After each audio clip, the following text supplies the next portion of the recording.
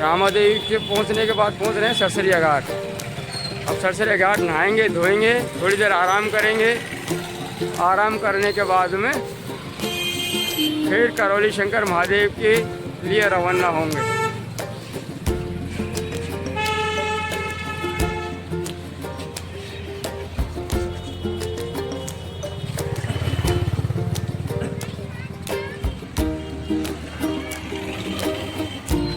दोबारा आए। हाँ बोलो। हमको तो बहुत अच्छा लग रहा है हाँ दोबारा आने। हाँ। कहाँ से चले थे आप? हम चले थे सर वहाँ से काशी विश्वनाथ से। हाँ। कितने दिनों के चलते चलते? 10 दिन हो गए। हाँ। अब जाए राम। 10 दिन में तुम्हें कैसा लगा? 10 दिन में बहुत सुकून मिला हमको। और सुकून सुकून का मतलब जैसे मतलब अच्छा लगा। जो तुम कुछ परेशानी लेके आए तो कुछ हल्की हुई? हल्की हुई। हाँ। बाबा से मिलने के बाद और हल्की हो जाएगी। बाबा के मिलने के बाद तो जब होंगी, लेकिन अभी जो 10 दिन में तुम पैदल यात्रा करके आए हो वो कैसे लगा तुमको? वो बहुत बढ़िया लगा। रास्ते में मतलब चलते चलते कोई परेशानी नहीं आई? जैसे हमने बाबा का नाम लेते हुए कोई चले? परेशानी नहीं, चलने में कोई दिक्कत ही नहीं आई। तो अब तुम कहाँ जा रहे हो? अब जा रहे हैं सरसरी घाट। अच्छा। फिर सरसरी घाट से आगे धाम करौली शंकर महादेव। अच्छा। ओ करौली शंकर वो हमारे क्या करौली शंकर महादेव धाम में पहुँचने के बाद में फिर हमारी पूरी यात्रा पूरी यात्रा होगी। हम पूछ रहे हैं कि जैसे आप 3 लोग काशी विश्वनाथ से यात्रा करके आए, तुम्हें रास्ते में कैसा लगा, कैसा अनुभव हुआ? रास्ते में बहुत ही अच्छा लगा है और रास्ते में बहुत बढ़िया व्यवस्था है, सुविधा है।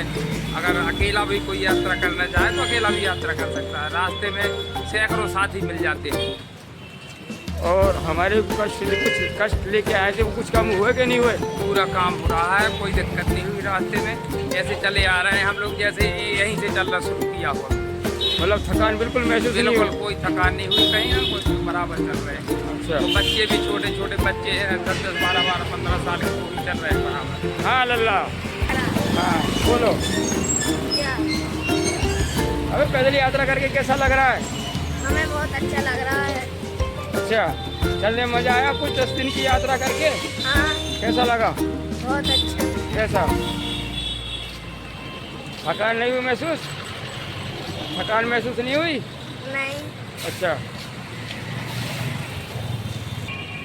मैं करौली शंकर महादेव का भक्त, मेरा नाम दिलीप कुमार है। मैं अजमेर का रहने वाला हूँ। पहले एक बार यात्रा कर चुका हूँ, ये मेरी दूसरी यात्रा है। और दूसरी यात्रा में मुझे बहुत आराम मिला है। जो मैंने सोचा था, जैसे मेरी परेशानी थी वो कम हो गई, जैसे शारीरिक परेशानी थी वो कम हो गई। और अब मैं आया हूँ उनके साथ काशी विश्वनाथ से पैदल यात्रा करके। अब चलते चलते मुझे भी 10 दिन हो गए यात्रा करते करते। तो मेरा अनुभव तो ये है कि मेरे बाबा माँ की कृपा से अभी तक मेरे पैर में एक भी छाला नहीं पड़ा और ना मुझे थकान महसूस हुई है। मुझे ऐसा लग ही नहीं रहा कि मैं 10 दिन से पैदल चल रहा हूँ। मुझे तो ऐसा लग रहा है कि मैं तो खेलता घूमता आराम से मैंने 10 दिन पार कर दिए। जैसे बच्चा एक आता जाता घूमता पार 10 दिन कर देता, 350 किलोमीटर की ऐसे मैंने यात्रा पार कर दी है। मतलब मुझे कुछ भी एहसास नहीं हुआ कि मैं 350 किलोमीटर चल के आया हूँ। मैं तो वहाँ से चला था वैसा ही हूँ और आज भी यहाँ पहुँचने के बाद भी ऐसा ही हूँ। ठेठ काशी विश्वनाथ से कानपुर पहुँच चुका हूँ मैं। कानपुर पहुँचने के बाद मैं रामादेवी पहुँच गया और रामादेवी पहुँच के ही मुझे ऐसा लग रहा है कि मैंने अभी तक कुछ भी नहीं चला। मुझे ऐसा एहसास नहीं हो रहा कि मैं कुछ चला हूँ। ना तो कोई पैर में छाला पड़ा है, ना कोई थकान महसूस हुई है, ना ही कोई कष्ट हुआ है। और जो मेरी परेशानी है वो भी हल हुई है।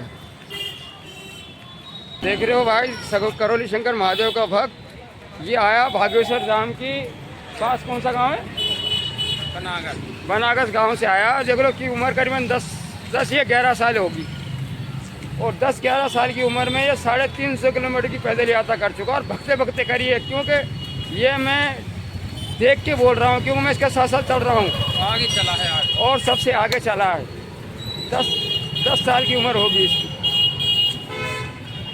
और भगते हुए मतलब उसके चेहरे पे ये भी नहीं है कि मैं 350 किलोमीटर चल चुका हूँ, नहीं तो इतने से बच्चे को आदमी की हालत ख़राब हो जाती है चलते चलते।